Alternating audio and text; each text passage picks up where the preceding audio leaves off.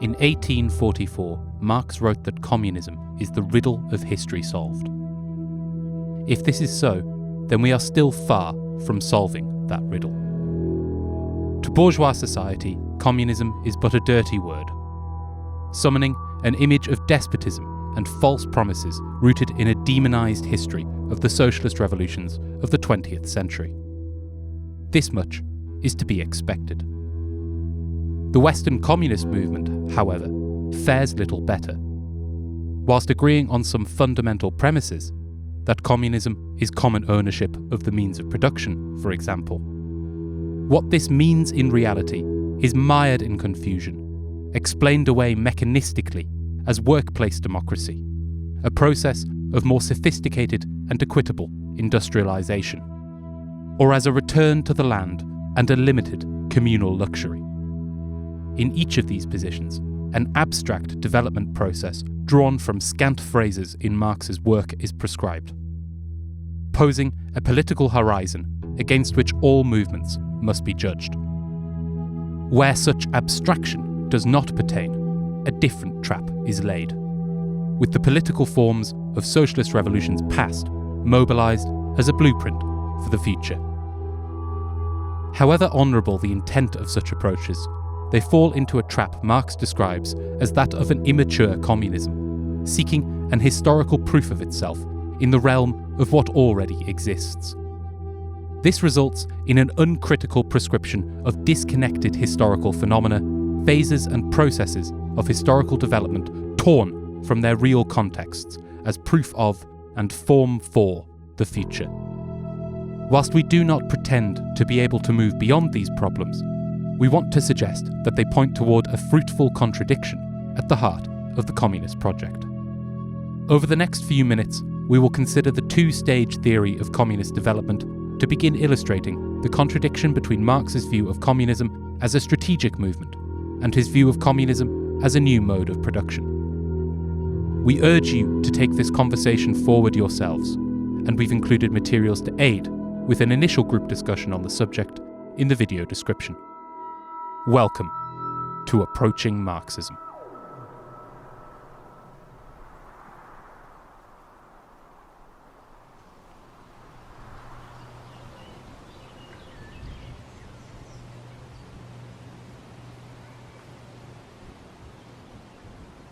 The most broadly shared explanation of communism is loosely drawn from a series of notes written by Marx in 1875, later published and titled The Critique of the Goethe Programme. In the section concerned, Marx is problematizing the first and third clauses of the German Social Democrat, or SPD's, first policy platform, the Goethe Programme, which argued for equal right over the undiminished proceeds of labour among all members of society, and a fair distribution of the proceeds of labour, respectively.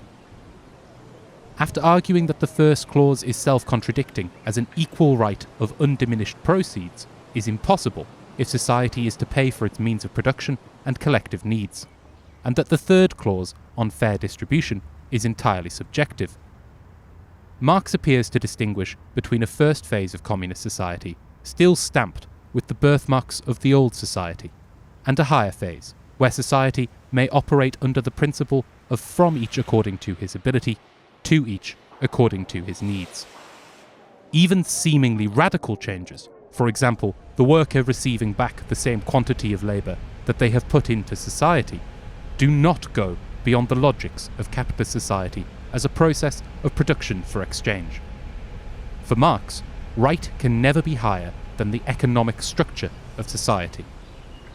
Combined with elements of Marx and Engels' work which argue for a proletarian state, a dictatorship of the mass of workers over a minority of capitalists.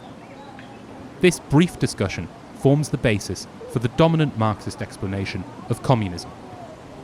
It is most clearly expressed by Lenin in State and Revolution, where the first phase of communism is explained as a dictatorship of the proletariat organising a society still subject to capitalist logic, toward a higher phase of communism, where the division of labour and private property are abolished, wealth flows abundantly, and labour has become life's prime want. Whilst the conclusions that a proletarian state is necessary and the abolition of private property is a long process of development are correct. This formulation presents a relatively uncomplicated process, with the political nature of the communist transformation of society already prescribed. What remains is an economic process of development, with the state and the old forms of society progressively abolished, withering away, in Lenin's words, as the proletariat builds up the means of production. This presents considerable problems.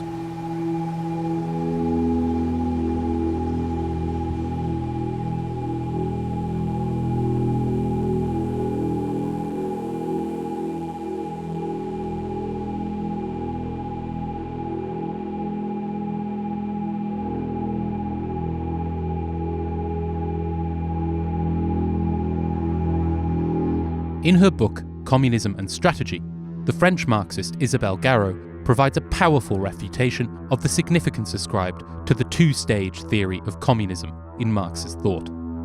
First drawing on Capital and his writing on the Paris Commune, Garot argues that Marx's communism is a practice, not an idealized state of being. This is perhaps most clearly expressed in Marx's claim that the great social measure of the Commune was its own working existence.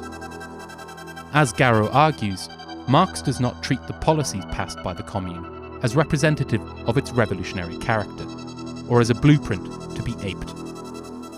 It is the action of the masses in organising, legislating, and implementing these actions which is the revolutionary step, a reappropriation of politics against the domination of capitalist society.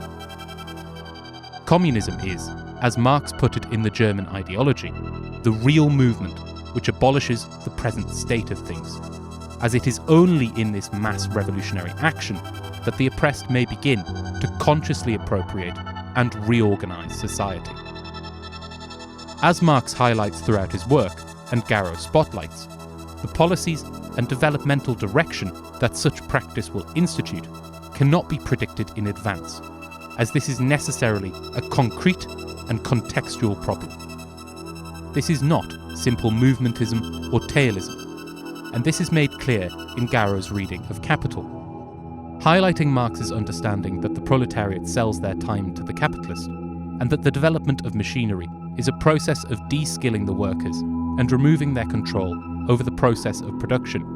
Garot argues that these processes represent a capitalist expropriation of the capabilities of collective labour. Marx's emphasis on the struggle over the working day, or the need for collective ownership of the means of production, therefore, emerge as a reappropriation of social life. Communist development is, therefore, a collective process of gaining conscious control over society against this domination, with the critique of political economy situated as providing strategic direction.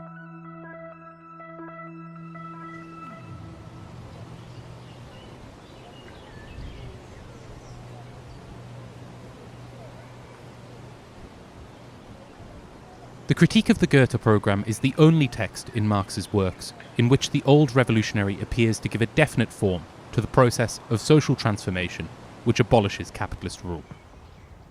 Whilst it is unsurprising that it has thus become central to many subsequent approaches, the two-phase theory misunderstands both the context and the meaning of the text. As Garot illustrates, the critique was never intended for publication, but rather was written begrudgingly by Marx from a position of weakness, as an attempt to change the direction of the young SPD. His objective is to orientate the party away from a focus on the redistribution of the products of capitalist production via legislation toward a critique of capitalist production and a strategy for its revolutionary overthrow by the proletariat. In this context, his deployment of a two-stage metaphor is most definitely not to provide a schema for the future proletarian revolution, in a sudden and dramatic break with the rejection of such formulas which appears throughout the rest of his work. Rather, he is deploying the metaphor as a pedagogic tool to illustrate the scope of the transformation required to overthrow capitalist exploitation, its roots in production and mass action, and the limits to any juridical struggle. Whilst Marx, and Garrow with him, are both clear on the need for a revolutionary dictatorship of the proletariat, this reading of the Critique and its place in Marx's broader writing provides quite a different understanding of what this means. The purpose of a proletarian state in this context is not simply economic development, but the expansion of the creative mass democracy which gives it birth as a practice in gaining conscious collective control over social life. This understanding opens up a powerful view of a strategic communism. However, it is not without flaws. Put bluntly, whilst Marx certainly does hold this view of communism as a practice, it does not allow us to leave the economic question aside. Instead, it breathes a new political imperative and complexity into it.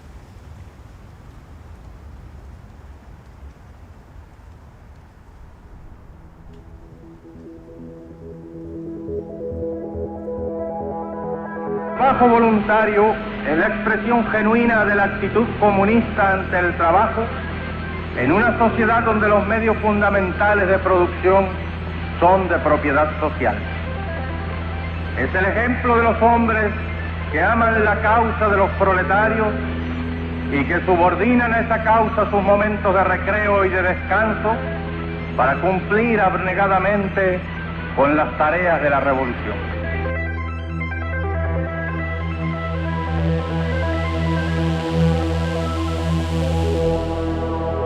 If Marx is consistent in his view of communism as the real movement, then it must be said he is equally consistent in his view that communist society requires considerable economic development to realise its potential. This is a position which appears not only in the Critique of the Goethe programme, but also in the 1859 preface to a contribution to the Critique of Political Economy, the only text Marx ever referred back to as expressing his general approach. The task, therefore, is to combine economic development with revolutionary mass movement. Advocates and implementations of the two-stage theory answer this challenge with the argument that a proletarian state must oversee the working of the capitalist law of value, building up and socializing the means of production until a sufficient material abundance has been achieved for a fully developed communism. This was the position of post-New Economic Policy, Soviet socialism. There is a certain logic to it. For example, if Marx's advocacy for the reduction of the working day is not read as a reappropriation of the surplus labour extorted by capital, but as an absolute imperative, this suggests a need for huge productivity increases, if not full automation. However, as Ernesto Che Guevara argues in his critiques of Soviet political economy, and the English Marxist Helen Yaffe explains in an article summarising these critiques, this approach was doomed to lead back to capitalist rule as it relies on capitalist labour relations. In contrast, Guevara argues for an assault on capitalist logic at every turn. To achieve this, he argues for a socialism that emphasises human development, the construction of solidarity, and a change in the attitude to work, most famously in a letter published as Socialism and Man in Cuba. The development of human capacities and planning for Guevara would enable economic development rooted in a growing revolutionary democracy, a real movement becoming conscious of itself and coming to collectively command society. Whilst it is possible to pretend that Guevara was simply correct, the Soviet Union fell and Cuba has not. This would, at the very least, require ignorance of the deep and difficult economic problems facing Cuban socialism today and the limited, yet expanding, return to a Soviet view of economic development unfolding in response to them. As with the struggle against capitalism, communist development emerges as a strategic practice, orientated by a critique of political economy and toward mass democracy, but with no definite approach ensuring victory.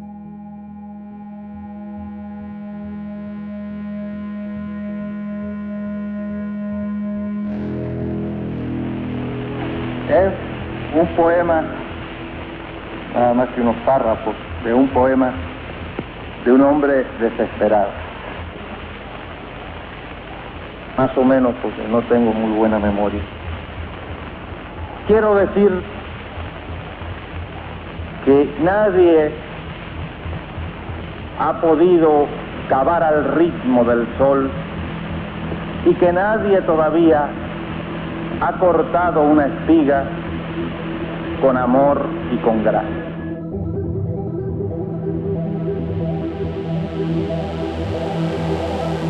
Despite his rhetoric, Marx's approach to communism does not claim to solve anything for us. Anchored in his critique of capitalism and historical development, his approach is one which resolutely refuses an imagined utopia and cannot be contained in a party programme. It demands much more of us. In his emphasis on the real movement and the abolition of capitalist domination, Marx challenges us to act to change the world, giving us the direction. This does not invalidate the need for a state or economic development, though it does complicate the meaning of these forms and processes. It does not necessitate a denunciation of the socialist experiments of the 20th century, but rather reframes these matters as components and phases in the long struggle for a communist world. To take forward their lessons requires that we do not fetishize them. Communism can never be a blueprint or a policy. It is, and may only ever be, a mass practice, a reinvention of the world and its peoples, undertaken by those peoples. We hope we have been able to provide a grounding in the outlines of that practice. Now, it's over to you.